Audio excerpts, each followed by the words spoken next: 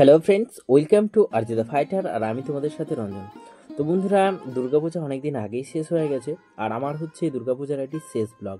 অর্থাৎ পুজো শেষ হয়ে যাওয়ার পরেও কেন ব্লগ আসছে দুর্গাপুজোর, এটা হয়তো অনেকজনেরই কমেন্টে থাকবে বা অনেকজনের মাথায় আসছে, বাট কিছু করার ছিল না, কারণ ভিডিওগুলো অনেকদিন আগে এডিট করা ছিল, কিন্তু সময়ের অভাবে আমি প্লেস করতে পারিনি।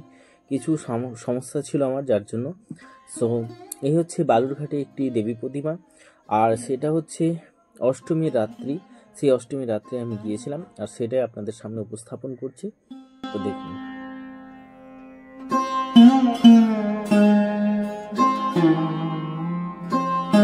আর এই হচ্ছে বালুরঘাটে একটি সুন্দর প্রতিমা, যেখানে জগন্নাথ মন্দিরকে সম্পূর্ণরূপে তুলে ধরা হয়েছে।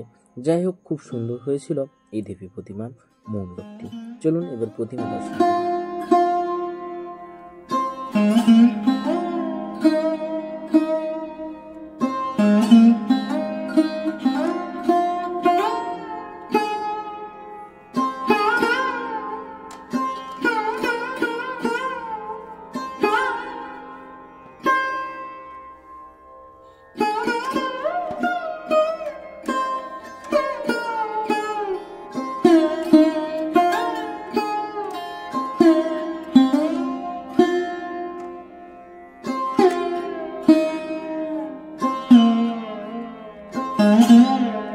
প্রতিমা দর্শন করতে করতে আমাদের ভোর হয়ে যায়, আর এই হচ্ছে ভোরের বেলা গঙ্গারামপুর। আর গঙ্গারামপুরের সত্যি অসাধারণ হয়েছিল এবার মণ্ডপসজ্জা।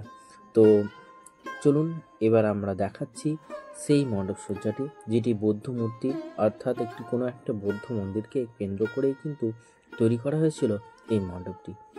তো চলুন এবার ভেতরের দিকে যাই।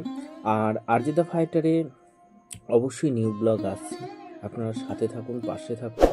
আর দয়া করে কমেন্ট করে কেউ কমেন্ট ডিলিট করবেন না, তাতে একটা চ্যানেলে খারাপ প্রভাব পড়ে।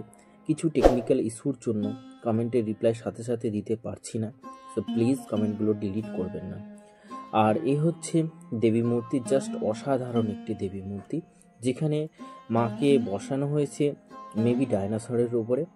আর অসুরটা জাস্ট একটা আলাদাই লুক, কারণ অসুরের দাঁত ভাঙা, এরকম অসুর সত্যিই আমি প্রথম দেখেছি। আর সত্যি আমার খুব সুন্দর লেগেছে। আপনাদের কেমন লাগলো অবশ্যই কমেন্ট করবেন।